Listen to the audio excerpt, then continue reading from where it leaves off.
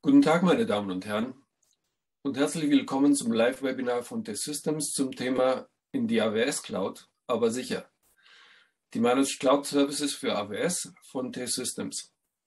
Mein Name ist Janis Mutafis und ich werde Sie durch dieses Webinar führen. Bevor wir ins Thema einsteigen, hier noch einige kurze technische Hinweise. Dieses Webinar wird aufgezeichnet und Ihnen im Nachgang zur Verfügung gestellt. Die Präsentation und die Demo dauern etwa 45 Minuten. Anschließend folgt eine Frage- und Antwortrunde von etwa 15 Minuten. Amazon Web Services kann getrost als Pionier der Public Cloud bezeichnet werden. Aus der Idee, nicht genutzte Computing-Ressourcen zu vermieten, ist eine Public Cloud geworden mit der wohl reichhaltigsten Ausstattung an Features, die es auf dem Markt zu finden gibt. Eine große Bandbreite an Features bietet viele Möglichkeiten, innovative Lösungen zu gestalten, aber sie verlangt auch einiges an Expertise. Und heute haben wir die Gelegenheit, mit zwei AWS-Experten darüber zu sprechen, die uns etwas Orientierung in Sachen AWS geben und auch über die dazugehörigen Services von T-Systems, nämlich Dr. Steffen Masanek, Cloud Solution Architect, und Siegfried Höck, Senior Cloud Manager bei der T-Systems International GmbH. Und damit gebe ich auch gleich das Wort weiter an Steffen. Ja, danke schön, Janis. Ja, auch von meiner Seite herzlich willkommen zum Webinar.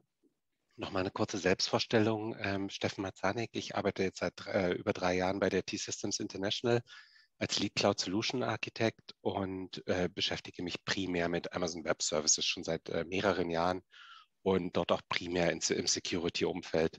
Das heißt, ich berate Kunden in Bezug auf AWS Security. Wir machen Implementierungsprojekte. Ich habe dazu auch später ein paar Beispiele, die ich mitgebracht habe, die ich vorstellen werde. Und ja, übernehme die Rolle von der Security-Experten in solchen Projekten. Und ja, also so viel von meiner Seite. Ich würde jetzt übergeben an meinen Kollegen hier, Siegfried Höck, der den ersten Teil des Vortrags übernimmt. Ja, auch herzlich willkommen von meiner Seite. Mein Name ist Siegfried Höck. Ich bin Senior Cloud Solution Architect bei T-Systems und beschäftige mich mit dem AWS-Thema seit mehreren Jahren, seit weit über 5 Jahren. Und meine Aufgabe ist, die Kundenberatung, Architektur mit Kunden zu besprechen. Und da ist natürlich das Thema Sicherheit immer sehr, sehr wichtig. Und da wollen wir Ihnen heute einen Abriss zeigen, was wir bei T-Systems Richtung Sicherheit bei AWS machen. Als erstes wollte ich kurz mal drauf eingehen. T-Systems, wer sind wir? Wir sind 29.000 Mitarbeiter, sind ein Systemhaus in dem Sinne, und wir sind AWS Premier Consulting Partner. Das heißt, AWS an sich arbeitet mit Partnern zusammen. Wir haben in diesem Zusammenhang mehr als 600 Zertifizierungen. Das bedeutet, dass über 600 von unseren Mitarbeitern sich bei AWS haben zertifizieren lassen, eine Zertifizierungsprüfung abgelegt haben. Und wir sind Premier Consulting Partner, das heißt die höchste Stufe, die man bei AWS erreichen kann. Und darunter haben wir auch mehrere Competencies, wie das MSP, das Managed Service Providing Partner. Das heißt, wir dürfen Services anbieten, und Migration Competency, das heißt für die Migration. Natürlich auch SAP und Well Architected, und wir haben noch ein paar Awards gewonnen von AWS, aber da möchte ich gar nicht weiter drauf eingehen, sondern ich will gleich mal in das Thema einsteigen. Und das Thema bedeutet, ja gut, zu aller Anfang Cloud Computing, der neue Standard. Das hat sich jetzt sehr schnell herausgebildet. Es gibt eine Umfrage von Flexera, nach der man jetzt sehen kann, dass ja 43% viele Public Clouds und viele Private Clouds gleichzeitig verwenden, also sehr hybrid unterwegs sind. Und diejenigen Unternehmen, die viele Public Clouds und eine Private noch haben für spezielle Anwendungen, ist mit 33% der zweite Anteil. Das heißt, es sind 76%, das macht mehr als 2/3 aus, die wirklich in Public Clouds unterwegs sind und auch in mehreren. Und der Anteil, in denen nur eine Cloud verwendet wird, sei es Public, ist eher kleiner mit 11 und 13%. Also das normal nur zur Verteilung. Und was interessant ist in dem Zusammenhang, was ist denn die größte Herausforderung? Und 81% geben an, dass die Sicherheit die größte Herausforderung ist. Danach kommt die Verwaltung von Cloud-Ausgaben, also sprich das Kostenmanagement. Und und danach mit 75% die Governance. Und weil die Sicherheit so ein großes Thema ist, deswegen wollen wir heute über Sicherheit sprechen und insbesondere auch Sicherheit, was T-Systems Ihnen da mit auf den Weg geben kann. Und deswegen möchte ich gleich mal mit einer kleinen Umfrage starten. Und zwar bei dieser Umfrage geht es darum, die Frage heißt, für wie viel Prozent aller Amerikaner lässt sich die Identität über Geschlecht, Geburtsdatum und Postleitzahl eindeutig bestimmen? Bei der Frage geht es darauf zu beachten, dass kein Vorname oder Name oder andere Daten drin sind. Und deswegen ist das natürlich schon nur Geschlecht, Geburtsdatum, Postleitzahl. Mit wie viel Prozent Amerikaner kann man damit eindeutig bestimmen? Die Latiana Sweeney ist ein Professor an der Harvard-Universität und macht genau, was Data Security und Ähnliches angeht, Untersuchungen. Und die hat genau dieses Thema untersucht. Es sind 87% aller Amerikaner können über diese 3 Daten eindeutig identifiziert werden. Und was ergibt sich denn? Denn das hat eine gute Auswirkung oder eigentlich eine hohe Auswirkung, denn man braucht keinen Namen oder Vorname, sondern ein paar personenbezogene Daten reichen aus, um eine Identität zu bestimmen. Und deswegen ist genau der Datenschutz ein sehr, sehr, sehr wichtiges Thema. Man muss das mehrfach betonen. Und wir haben ja hier in Europa auch die DSGVO, die Datenschutzgrundverordnung, die hier auch einiges zu diesem Thema uns an die Hand gibt. Das eine das sind die organisatorischen Maßnahmen, mit denen man hier Datenschutz betreiben kann. Das eine ist informieren. Das bedeutet, dass über die personenbezogene Daten gespeichert werden, das Recht hat, Informationen bekommen. Ich darf zum Beispiel anfragen in Flensburg bei der Straßensünderkartei, wie viele Punkte habe ich dort? Und die müssen mir Auskunft geben. Die müssen, das heißt, das ist das Recht auf Durchsetzung. Das heißt, die müssen mir, weil das durchgesetzt werden kann, mein Informationsrecht. Ich habe natürlich auch die Kontrolle über meine Daten.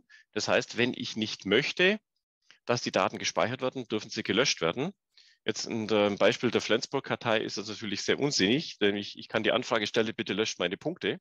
Die würden sagen, nö, geht nicht. Denn hier, was Kontrolle angeht, haben wir natürlich eine Hierarchie. Ich habe die persönlichen Rechte laut DSGVO. Es gibt aber auch Gesetze und Vorschriften, Regulatorien, die dies übersteuern. Und das genau wäre in dem Fall so, dass es übersteuert wird. Aber wenn ich bei einem Unternehmen bin, wo ich mich angemeldet habe für ein Newsletter, dann habe ich das Recht, dass alle meine Daten dort gelöscht werden. Da gibt es keine Regulatorien. Das muss man einfach wissen. Und es gibt natürlich noch die Nachweisführung als organisatorische Maßnahme. Die ist extrem wichtig, um zu wissen, wer hat wann, wo, welche Daten zugegriffen oder auch herausgegeben, einfach auch um Audits zu machen. Auf der anderen Seite, und das ist jetzt für uns ein bisschen interessanter in diesem Vortrag, gibt es die technischen Maßnahmen. Das heißt, wenn ich um Daten rede, geht es auch um Datenminimierung. Die DSGVO schlägt hier die Minimierung vor, was bedeutet, ich soll nur Daten erheben für den Zweck, wo ich sie auch wirklich benötige. Das steht natürlich jetzt auch ein bisschen im Widerspruch zu dem neuen Thema, oder zu dem Thema Data Lake und Daten sammeln. Aber es ist immer eine Frage des Zweckes. Und je minimal ich meine Daten sammle, desto weniger Angriffsfläche habe ich. Muss man sich immer bedenken, sollte man immer sich den Zweck, den man nachgeht, überlegen, ob ich nicht mehr in Minimierung investiere. Auf der anderen Seite gibt es noch das Verstecken. Das bedeutet, dass ich meine Daten nicht öffentlich liegen lasse, sondern dass ich die natürlich so bei mir behalte, dass Unbefugte nicht zugreifen können. Dann gibt es noch das Prinzip der Trennung. Das heißt, meine Daten nicht in einen großen Datentopf. Wenn der kompromittiert sind alle Daten kompromittiert, sondern der Vorschlag hier ist, dass man die Daten trennt in unterschiedliche Sicherheitsstufen, in unterschiedliche Umgebungen. Das heißt, die auch unterschiedlich abgesichert sind oder einzeln abgesichert sind. Was bedeutet, wenn ein Teil kompromittiert ist des Datensatzes, ist nicht der gesamte Datensatz kompromittiert. Und es gibt auch noch das Prinzip der Aggregation. Das heißt, wenn ich Daten aggregieren kann für meinen Zweck, sollte man das tun. Bedeutet, ich speichere nicht unbedingt die RAW-Daten, sondern ich speichere schon einen Mittelwert, eine Zwischensumme, wenn die für meinen Zweck ausreichend ist. Denn eine Mittelsumme-Zwischenwert kann sehr schlecht oder sehr schwierig wieder beziehungsweise gar nicht, wenn es anonymisiert ist, auf ein Individuum abgebildet werden. Und wenn wir uns mal die technischen Maßnahmen ansehen, mit Daten, wie gehen wir vor? Im Prinzip gehen wir erstmal so vor, dass wir sagen, wir müssen oder Empfehlung wäre, eine Datenklassifizierung zu machen. Das bedeutet, ich nehme für alle Datensätze, die ich habe, und das ist jetzt nur ein Beispiel, ich habe jetzt mal drei Datenklassen hier genommen, das wäre öffentlich, intern und geheim. Und ich würde für meine Daten spezifizieren, sind diese Daten öffentlich, das heißt, darf jeder darauf zugreifen, sind sie intern, da könnte man sich so interne Firmenkommunikation, ähnliches vorstellen, oder sind sie sogar geheim. Das heißt, geht es um Firmengeheimnisse, geht es auch um geheim im Sinne vom Regulatoriengesetz. Und je nachdem, wie ich die Daten klassifiziere, ergibt sich natürlich auch ein anderes Vorgehen damit. Das heißt, wo speichere ich die Daten? Dann kommt natürlich die Frage des Speicherortes. Muss ich die Daten pseudonymisieren? Also darf ich sie gar nicht in RAW speichern oder sogar anonymisieren, was noch eine Verstärkung wäre. Ich kann die natürlich mit Encryption at Rest kann ich sie verschlüsseln. Ich habe Firewalls, um die Daten und Zugriffe auf die Systeme zu schützen. Wenn ich Verschlüsselung mache, Schlüsselrotation. Und da gibt es sehr, sehr viele Maßnahmen. Und ich habe nur ein paar hier aufgeführt, nur als mal Ideensammlung. Und die Frage, die sich jetzt hier bei diesen allen Möglichkeiten gibt, wer ist denn hierfür verantwortlich? Wer macht es? Wer sorgt dafür, dass alle die Dinge eingehalten werden und auch nichts vergessen wird? Und im Endeffekt führt es an uns zu einem Shared Responsibility Modell, das heißt das Modell der verteilten Zuständigkeiten. Und wenn man sich das Bild links anschaut, ist unten die AWS Cloud dargestellt. Das wird immer mit Security of the Cloud bezeichnet. Da geht es darum, um die Hardware, um die Regionen, die Zutritte, die Datenbanken, der ganze Storage, Compute und auch die Softwareanteil, die AWS anbietet. Dafür ist AWS verantwortlich und werden dafür auch Maßnahmen machen, dass hier der Datenschutz und die Sicherheit gewährleistet ist. Für alles Obere ist es der Kunde. Jetzt wollen wir aber nur noch einen kleinen Blick schauen, was macht denn AWS, um diese Sicherheit hier sicherzustellen? Und da AWS natürlich jetzt nicht, wie es die DSGVO vorschreibt, jeden Kunden in ihr Rechenzentrum gehen lassen darf und sagen, wir machen ein Audit und schauen mal, ob ihr alle unsere Maßnahmen einhaltet. Deswegen geht man typischerweise den anderen Weg, der hier bedeutet, wir gehen zu einem unabhängigen Wirtschaftsprüfer. Dieser prüft nach einem Zertifikat, ein Zertifizierungsvorgehen, diese Maßnahmen alle ab und bestätigt, dass diese Maßnahmen eingehalten werden.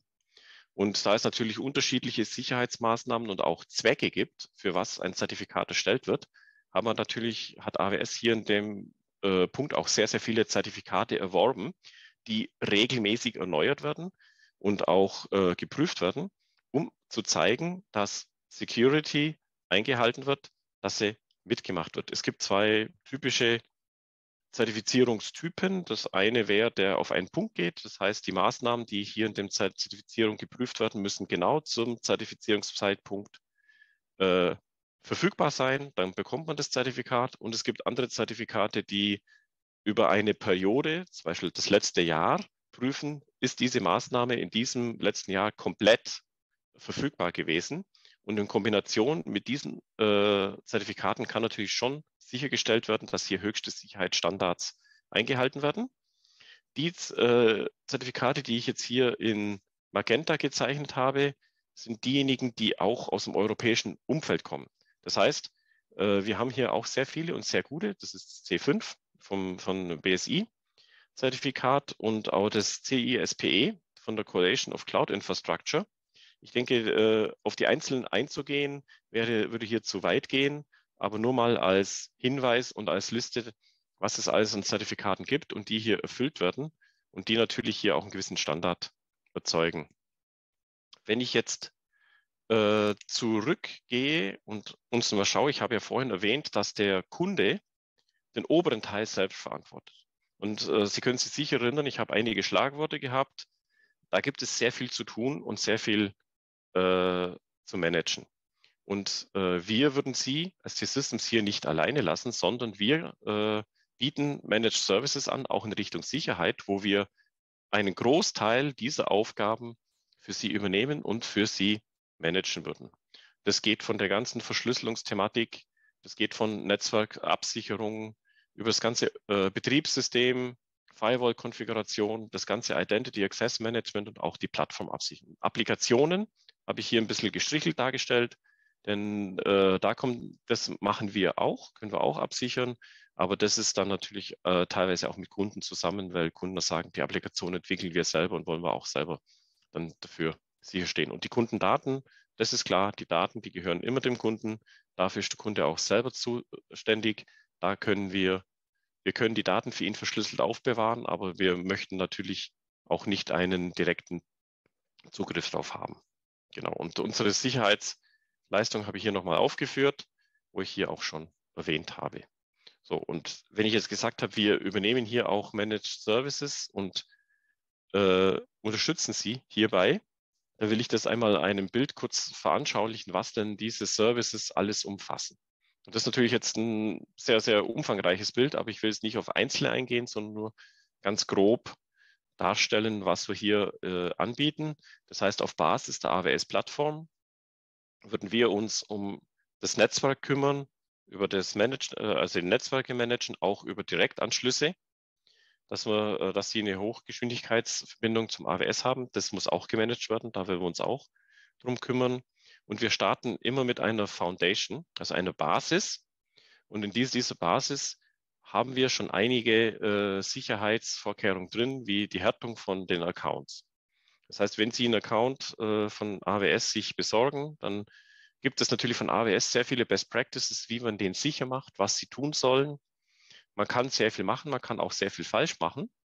Und um hier einfach auch die Arbeit zu verteilen, bietet es sich natürlich an, einen Partner mit ins Boot zu nehmen, der hier schon sehr viel gemacht hat. Wir würden auch das Logging und Auditing zentralisieren, denn das ist eine Basis, um eine Sicherheit zu gewährleisten. Wenn ich Beispiel mehr an viele hundert Accounts denke, die ganz große Firmen auch haben, und jeder Account wird für sich ein Logging machen, dann wird es sehr schwer, hier Anomalien oder auch Angriffe und Ähnliches zu erkennen. Wenn ich alles zentral habe und zentral auswerten kann, kann ich natürlich auch über Korrelation hier einige Anomalien feststellen und dann sehr gute Sicherheitsmaßnahmen annehmen. Was dann auf die Foundation oben drauf gesetzt wird, sind unsere Advanced Services. Das heißt, es sind erweiterte Services, die wir bieten. Speziell hier möchte ich jetzt auf das Security und Compliance Monitoring eingehen, wo wir natürlich deutlich mehr machen, als nur uns um den Zugriff zu kümmern, sondern wir schauen hier auch, läuft alles sauber, läuft alles sicher, haben wir alles abgesichert, was wir müssen. Und ganz oben zum Schluss können wir noch auch SecOps anbieten als Value Added, was bedeutet, dass wir dann mit einem Team auch regelmäßig alles überprüfen würden und hier die Sicherheit gewährstellen. Dann möchte ich noch mal kurz auf das Security und Compliance Monitoring eingehen, weil das natürlich auch mit Bestand von diesem Vortrag ist. Was machen wir da? Wir haben natürlich ein durchgehendes Monitoring. Das ist natürlich die Basis, Daten zu heben, zu wissen, auf was man schauen muss. Das ist das eine. Wir machen auch Pentests, also Penetration-Tests. Das heißt, wir versuchen, gewisse Systeme anzugreifen und dann abzufragen, wo sind Schwachstellen, welche Schwachstellen erkennen wir. Und da würde dann ein Bericht rauskommen, um die Schwachstellen zu beheben. Und das ist eigentlich das Vorgehen, wie man Anwendungen sicher macht oder Zugriffe absichert. Das führt dann in Schwachstellenmanagement und auch in Sicherheitsaudits. Es gibt dann auch wieder hier die Zertifizierungen, die sagen, was man alles tun muss, die wir natürlich auch hier für uns selber als Firma T-Systems uns haben zertifizieren lassen, um nachzuweisen, dass unser Vorgehen hier auch absolut sicher und gut ist. Und wir haben natürlich auch ein Team von zertifizierten Cloud-Sicherheitsexperten. Das ist, glaube ich, ein ganz wichtiger Punkt, auch im Zusammenhang mit der Telekom Security, weil die T-Systems ja Tochter der Telekom und die Telekom als Telekommunikationsunternehmen, das auch dem Fernmeldegesetz unterliegt, ist schon immer seither extrem auf Datenschutz, Datensicherheit ausgelegt. Und wir haben da eigene Teams, die die Angriffe, die es auf Daten gibt, analysieren und auch Gegenmaßnahmen hier in die Wege leiten. Und das nochmal nur hier Ihnen mitgegeben, dass es, wenn wir sagen, wir machen einmal ein Security Audit und schauen, dass alle Maßnahmen in place sind, das ist ein Zeitpunkt, der gibt Ihnen einen gewissen Schutz. Aber um richtig geschützt zu sein, muss man natürlich auf die neuen Bedrohungen, die sich ja regelmäßig ändern, regelmäßig auch eine Evolution unterliegen und immer stärker, heftiger werden inzwischen, was wir sehen, reagieren zu können, braucht man natürlich ein Team, das sich darum regelmäßig kümmert. Und für viele Unternehmen ist es einfach nicht leistbar, ein eigenes Team hierfür abzustellen. Deswegen unsere Empfehlung, machen Sie es mit einem Partner, der eigene Teams unterhält, der ein Cyber Security Defense Center hat, wo genau solche Bedrohungen gemonitort werden, überwacht wird und die zentrale Vorschläge geben, wie man das Ganze dann beheben kann. Ja, und das soweit zu meinem Teil. Jetzt möchte ich zu meinem Kollegen Steffen übergeben, der uns die Services noch ein bisschen genauer vorstellt. Ja, danke, Siegfried. Ja, was man hier auf dieser Folie sieht, die ist jetzt natürlich sehr umfangreich. Ist das AWS Security Service Portfolio. Also all diese Services stellt AWS im Security-Umfeld bereit, um es Kunden, Partnern zu erleichtern, Sicherheit für die Applikationen auf der Plattform zu implementieren. Hier auf der Folie ist das jetzt mal strukturiert nach dem NIST-Standard für Cyber Defense, der bestimmte Funktionen unterscheidet, beginnend mit Identify, Protect, Detect, Respond, Recover, im Prinzip die verschiedenen Funktionen oder Phasen dort entsprechend behandelt. Der Identify-Part, da geht es in erster Linie um Organisation, um Risiken und Bedrohungen, auch um Policies, wie quasi die Firma auf die Bedrohung reagieren möchte, welche Policies sie durchsetzen möchte. Und da gibt es natürlich auch eine ganze Zahl an AWS-Services, die es erleichtern, diese Policies auch technisch umzusetzen und zu enforcen. Was man da, um ein paar Beispiele zu nennen, ist AWS Organizations. Darüber kann ich beispielsweise Service Control Policies definieren, die bestimmte Sachen mir dort erzwingen. Beispielsweise Services, die nicht genutzt werden sollen in der Firma, kann ich dort blocken, oder ich kann bestimmte Regionen freischalten oder verhindern, dass dort Daten abgelegt werden. Das kann beispielsweise mit diesen SCPs gemacht werden. Oder Control Tower, was es mir erleichtert, eine sichere Landing Zone aufzusetzen. Da komme ich aber nochmal drauf zurück. Config ist ein sehr klassischer Service, mit dem ich über Rules, Config Rules, technische Security-Anforderungen abbilden kann und auch überwachen kann. Das heißt, da kann ich beispielsweise sagen, ich möchte, dass meine Buckets immer entsprechend verschlüsselt sind, und ich kann über die ich kann auch Auto-Remediations mir dort entsprechend definieren, die dann, wenn Abweichungen festgestellt werden, automatisch beispielsweise Aktionen aufgreifen und umsetzen. Auch Systems Manager, wenn es beispielsweise um Compliance auf Betriebssystemebene geht, ein wichtiger Service. Dann bei dem Thema Protect muss man wissen, dass sich Protection immer auf alle Ebenen bezieht. Das geht los mit, sage ich mal, einer sicheren Account- und Identity Foundation. Da sind beispielsweise IAM natürlich, also IAM, Identity and Access Management, ein ganz wichtiger Service, aber auch Cognito auf Applikationsebene für die Identitäten, Single Sign-On, wenn es um Zugriff geht, wo man mit einem zentralen Identität entsprechend seine Zugriffe hat. Ja, aber es zieht sich auch auf die weiteren höher gelegenen Ebenen. Als nächstes das entsprechende die Netzwerkebene, wo ich natürlich sichere Netzwerke aufbauen kann auf AWS mit VPC. Ich kann diese Netzwerke auf sichere Art und Weise verknüpfen, beispielsweise mit VPN, Transit Gateway. Ich kann Direct-Verbindungen schalten, wie Siegfried schon erwähnt hat. Und ja, kann auch Ressourcen sharen auf eine sichere Art und Weise, zum Beispiel auch Netze sharen zwischen verschiedenen Umgebungen.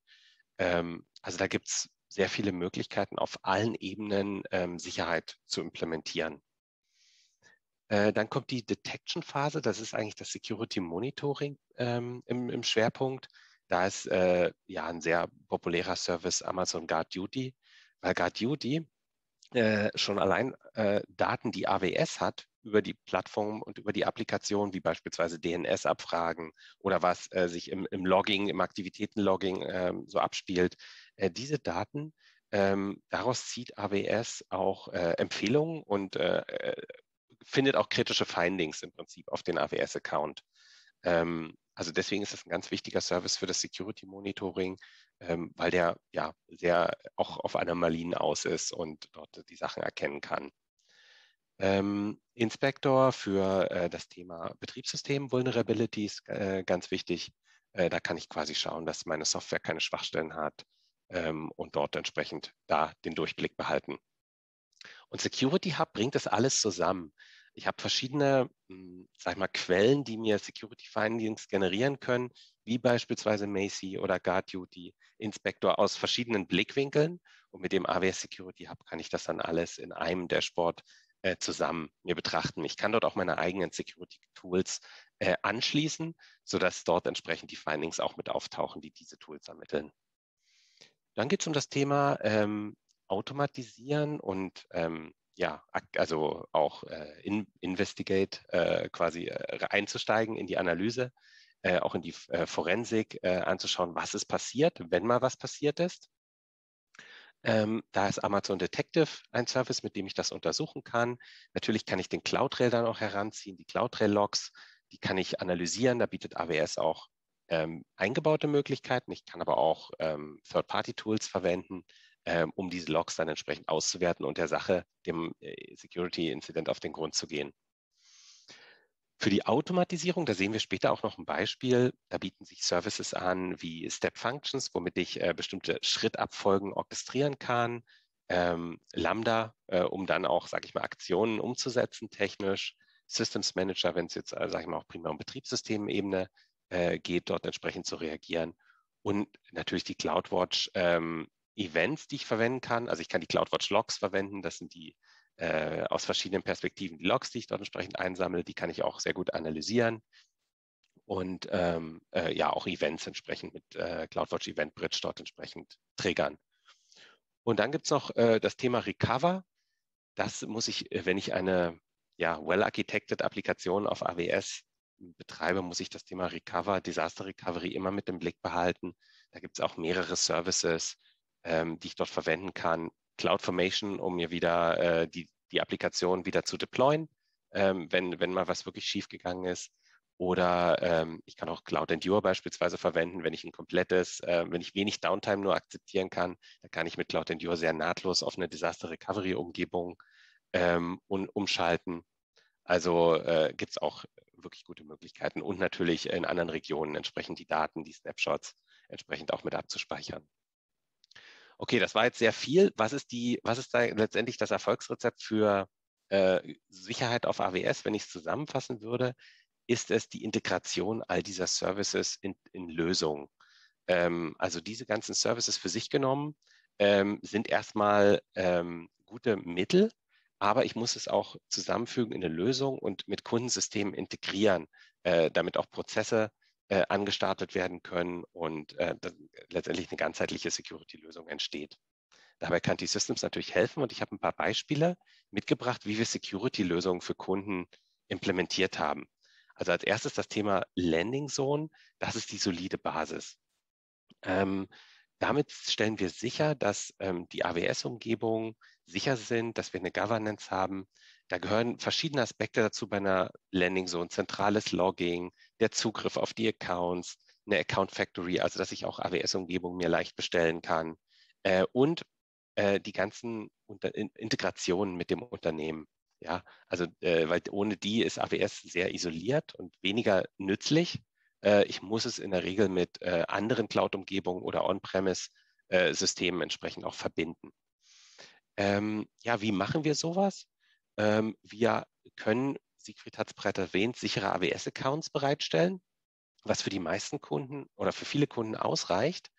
Kann man ja auch mehrere Accounts bereitstellen entsprechend, aber wir können auch komplett für den Kunden eigene Landing Zones aufbauen, die alle Spezialanforderungen des Kunden entsprechend berücksichtigen. Dazu sind wir auch von AWS, also anerkannter Build on Control Tower Partner. Control Tower ist quasi der Service, der für Landing Zones heute verwendet wird, wenn man jetzt da startet mit einer Landing Zone. Und wir sind auch AWS Well Architected Management und Governance Lens Partner. Das heißt, diese ganzen Governance- und Kontrolltools können wir für Kunden sinnvoll und nach AWS Best Practices entsprechend einsetzen und konfigurieren. Hier in den konkreten Projekten, in denen ich auch selber mitgearbeitet habe, ist uns immer wichtig, dass wir dort DevOps-Methoden anwenden, dass die Lösungen auch kodifiziert sind und einfach deployed werden können. Die Sicherheit, dass wir diese ganzen Control-Services auch verwenden, die ich schon gestreift habe. Compliance, wie beispielsweise, wo die Daten abgespeichert werden können, wie Entschlüsselung enforced wird. Dann auch die Integration mit all diesen Services, internen Services. Ich habe hier ein paar Beispiele, wie zum Beispiel das Konzern Vulnerability Management bei einem Großkunden oder License Management, auch ganz wichtig für die Compliance und so weiter. Netzwerk ist natürlich ganz wichtig, gehe ich jetzt aber hier weniger darauf ein, das ist ein komplexes Thema für sich. Und was natürlich auch immer ganz wichtig ist, dafür setze ich mich immer ein, auch in den Diskussionen mit Security, man muss es schaffen, Security so umzusetzen, dass die Nutzbarkeit von AWS nicht zu stark beeinträchtigt wird. Und das geht eigentlich ziemlich gut.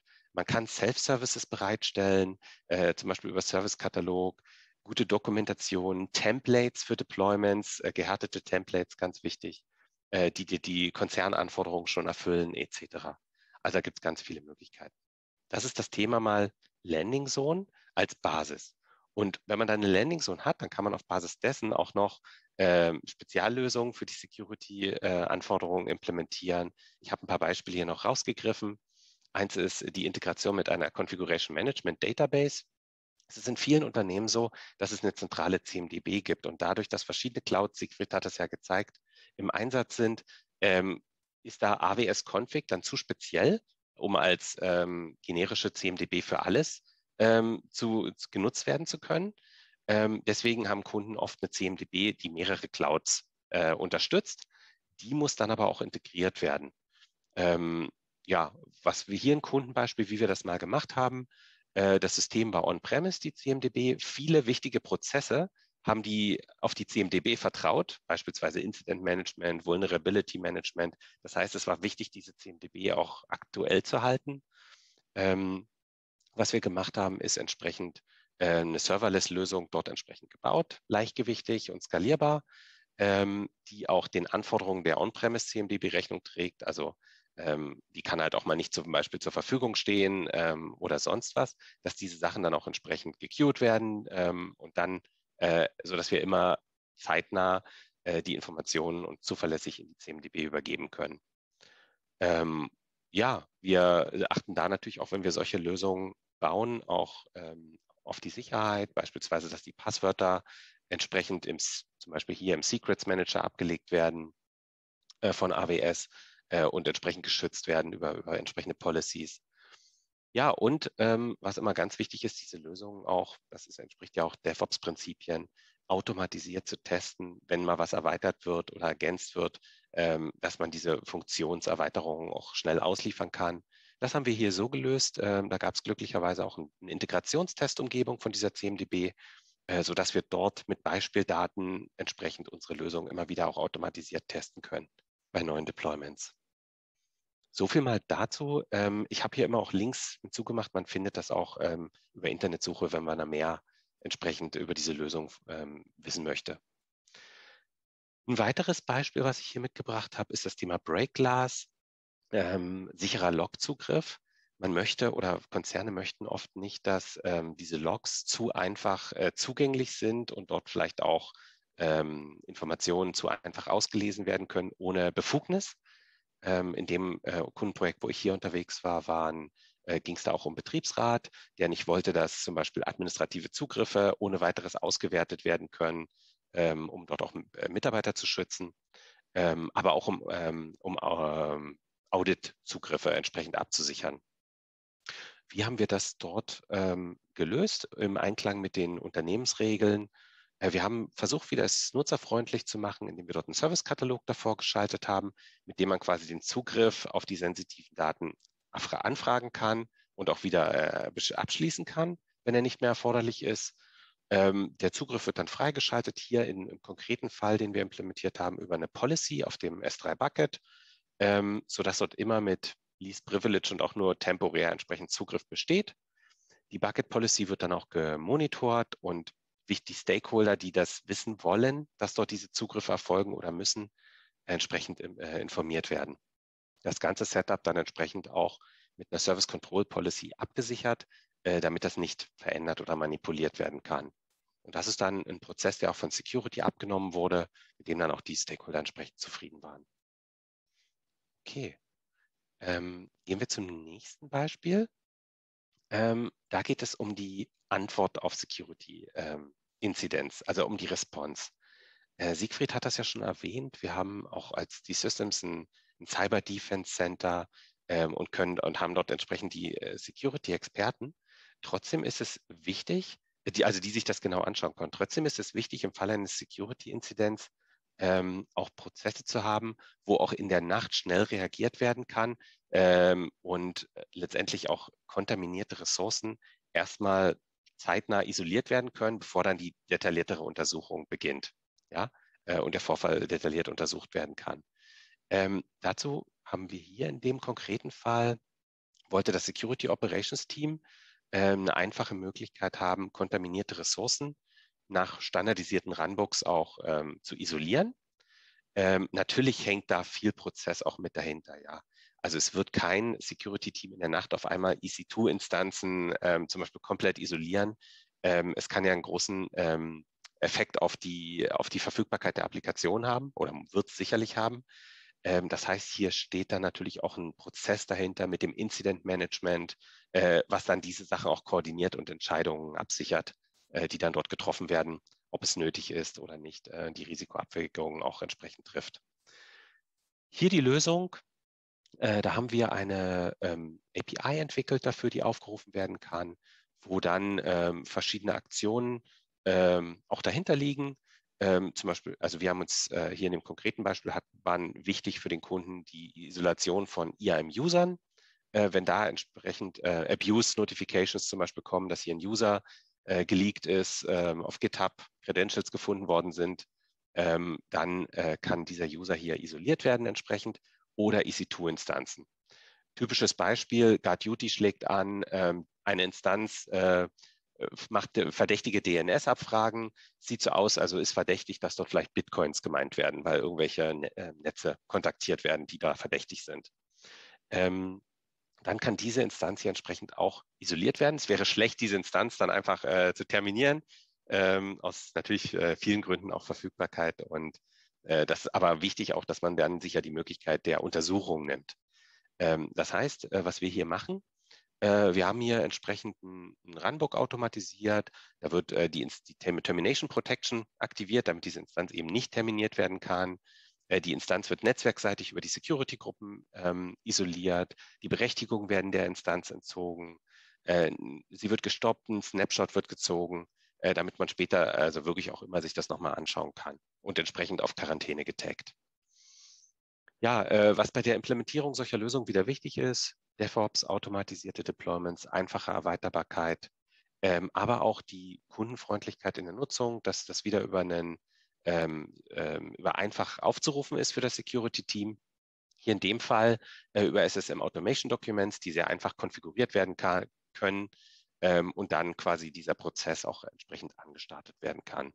Und alle Aktionen, die durchgeführt werden, werden entsprechend protokolliert und es können auch automatisierte Benachrichtigungen verschickt werden, beispielsweise über SNS an die betroffenen Kunden oder über SES, über E-Mails, dass dort entsprechend auch Stakeholder benachrichtigt werden, was dort passiert.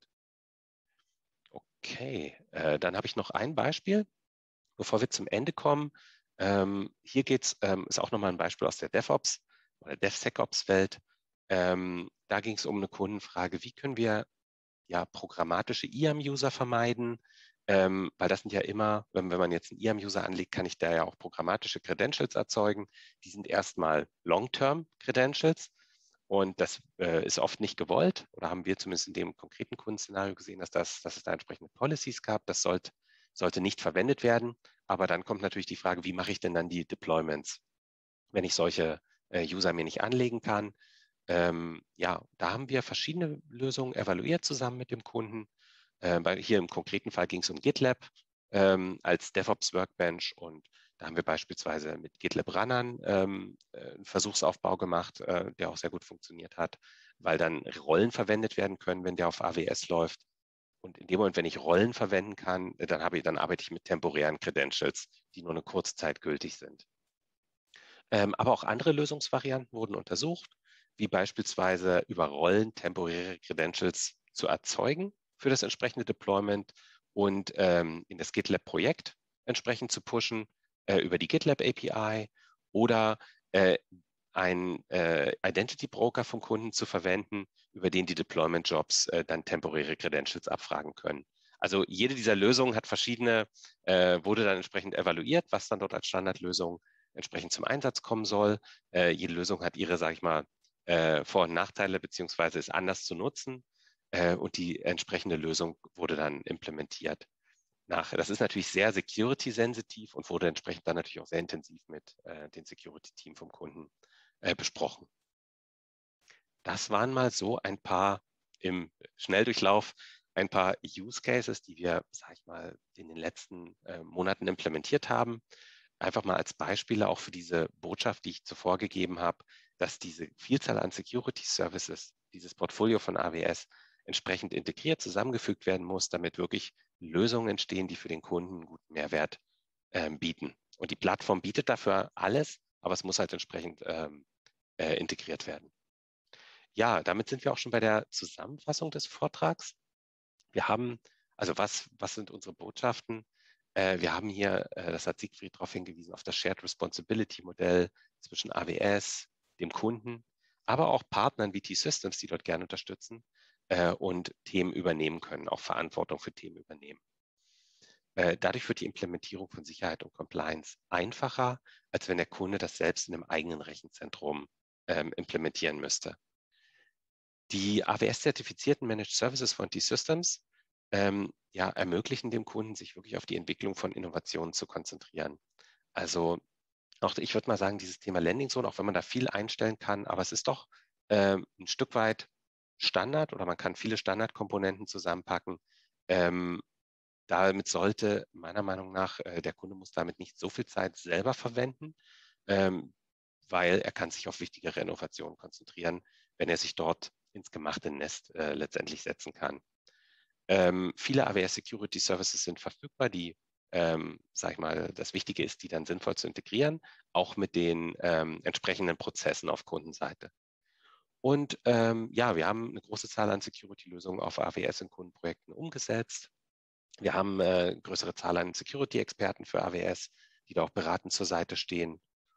Ja, die AWS Journey vielleicht abschließend beginnt mit der Schaffung einer soliden Basis, beziehungsweise wenn eine Landing Zone schon verfügbar ist, auch gern mit einem entsprechenden Review, um dort Security und Governance-Themen zu erweitern, zu verbessern. Genau, das würde eigentlich diesen Vortrag aus unserer Sicht beenden, diesen ersten Teil. Würde ich zurück an die Moderation übergeben. Ja, es war sogar zeitmäßig eine Punktlandung, also es ist genau 45 Minuten gewesen. Vielen Dank, Steffen. Das war eine sehr interessante Präsentation und es ist erstaunlich, wie viel man in Sachen Security erzählen kann, auch von aktuellen Beispielen, ohne dass einem langweilig wird. Eine Frage hätte ich, und zwar bei dem Shared Responsibility Modell, da werden ja viele verschiedene Layer auf der Kundenebene auch gezeigt, ja, die eben die Security in the Cloud gewährleisten. Eine davon ist die Betriebssystemebene. Wie kümmert man sich um die Security auf dieser Ebene eigentlich als Kunde? Okay, die Frage könnte ich übernehmen. Also wenn es um Sicherheit auf Betriebssystemebene geht, gibt es verschiedene Möglichkeiten entsprechend. Da reden wir von EC2-Instanzen und da muss man unterscheiden, natürlich Linux, Windows. Also es gibt die AWS-Services, die man verwenden kann, wie beispielsweise Inspector.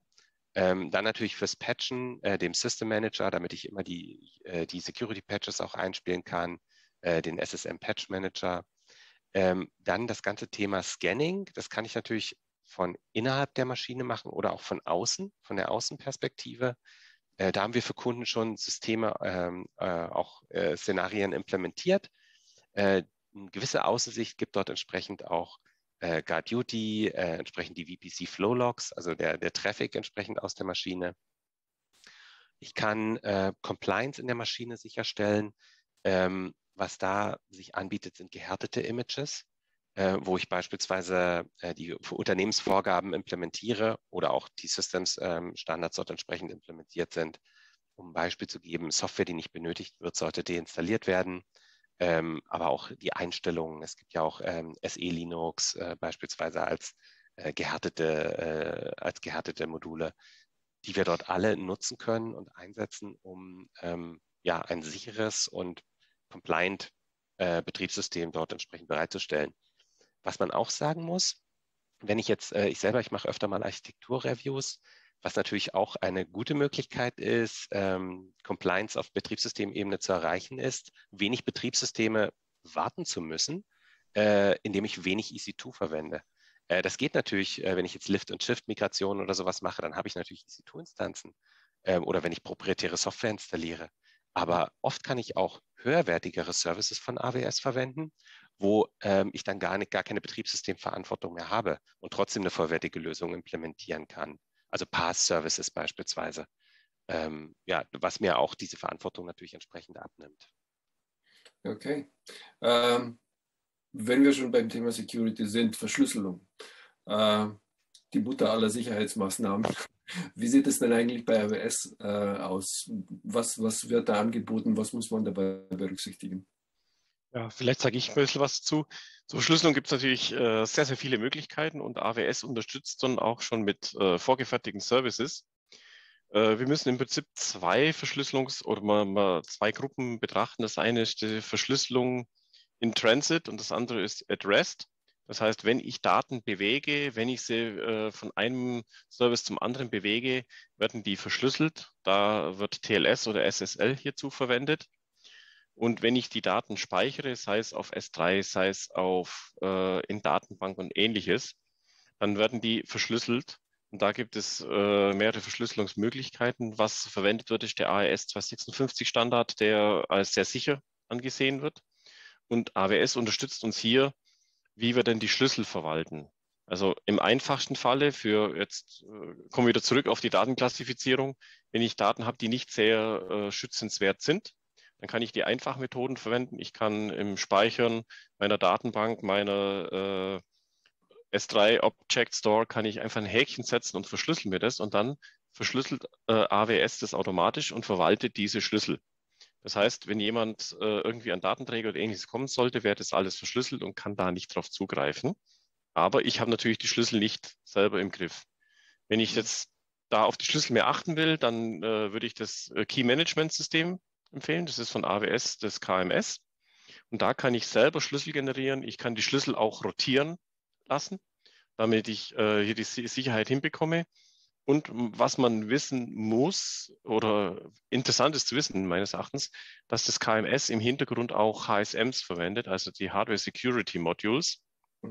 Was bedeutet, das sind Hardware-Bausteine, die Schlüssel behalten und Schlüssel können aus so einem Hardware-Baustein nicht herauskommen. Das heißt, der Schlüssel wird dort verwaltet.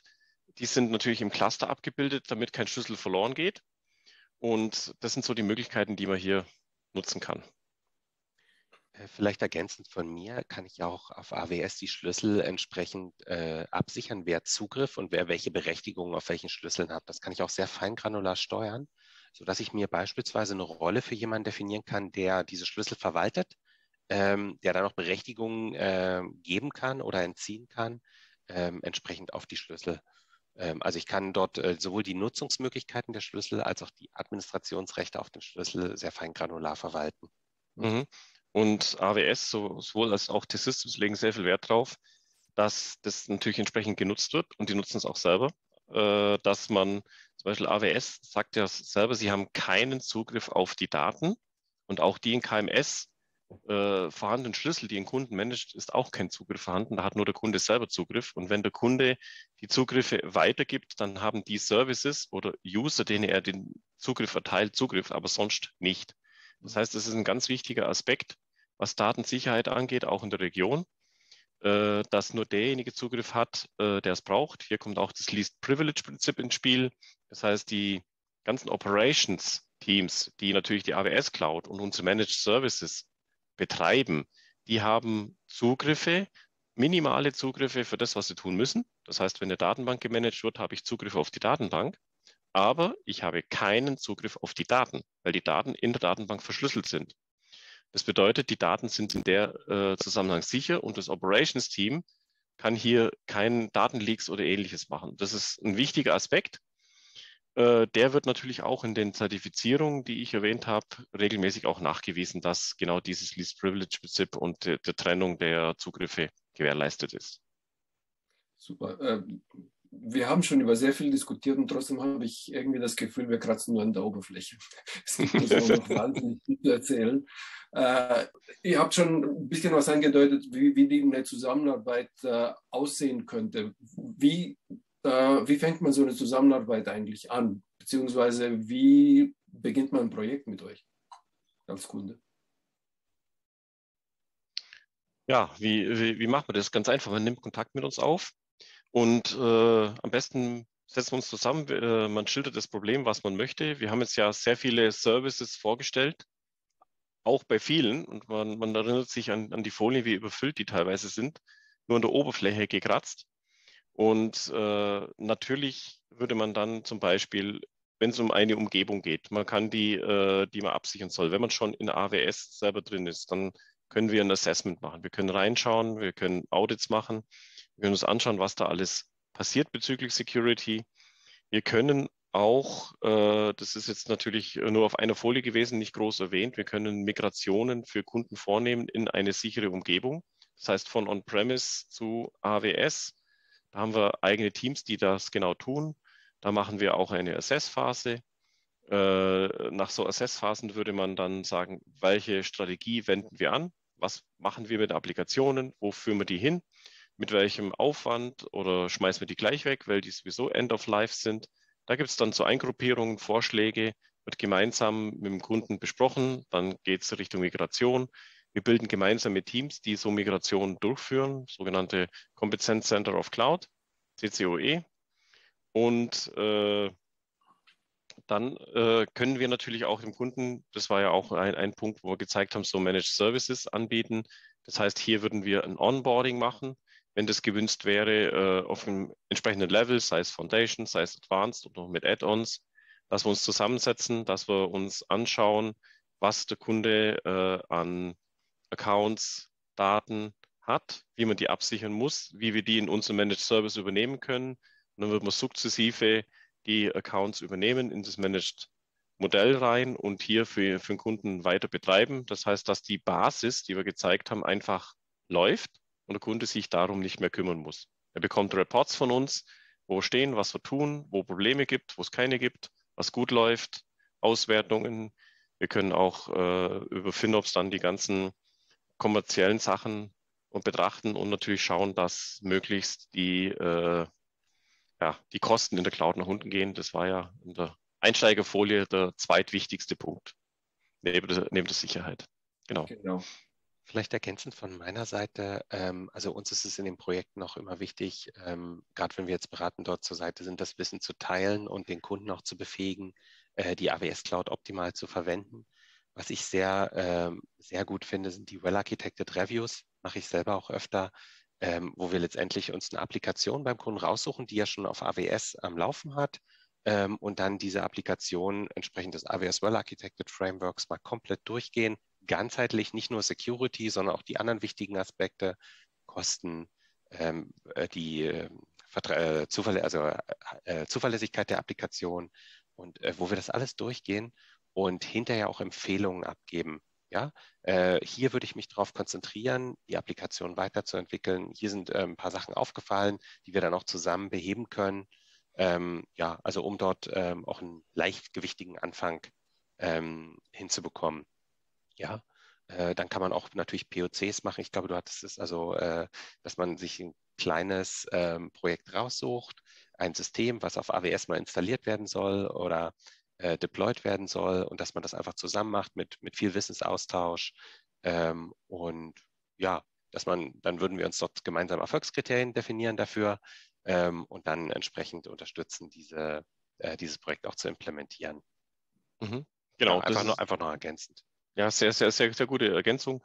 Denn was, glaube ich, wichtig ist, was wir hier rüberbringen möchten, ist, dass wir nicht nur Großkunden mit großen Projekten unterstützen, was wir ja von unserer Unternehmensgröße auch tun und auch sehr große Kunden haben, sondern wir können auch die kleinen Kunden genau mit so kleineren Vorhaben, die eigentlich oder die es sich nicht leisten können, eigene Security-Teams oder eigene Management-Teams 7x24 mit einem Schichtbetrieb zu betreiben, die können wir hier unterstützen, weil wir das alles vorhalten und die können dann praktisch bei uns mit auf den Zug aufspringen.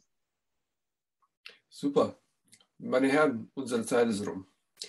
Herzlichen Dank. Das war eine sehr interessante Präsentation, sehr interessante Antworten auch. Wie gesagt, die Aufforderung an die Zuschauer, die Kontaktdaten sehen Sie vor sich. Sie können jederzeit Kontakt mit den beiden Herren aufnehmen, wenn Sie spezielle Fragen haben. Und wir würden uns auch darüber freuen. Sie wohl auch. Und bleibt mir nichts anderes übrig, als mich zu bedanken und zu verabschieden. Sigi, Steffen? Wir sagen auch vielen Dank fürs Zuhören und vielleicht hören wir uns im nächsten Webinar wieder. Bis zum nächsten Mal. Danke. Bis zum nächsten Mal. Tschüss. Auf Wiedersehen.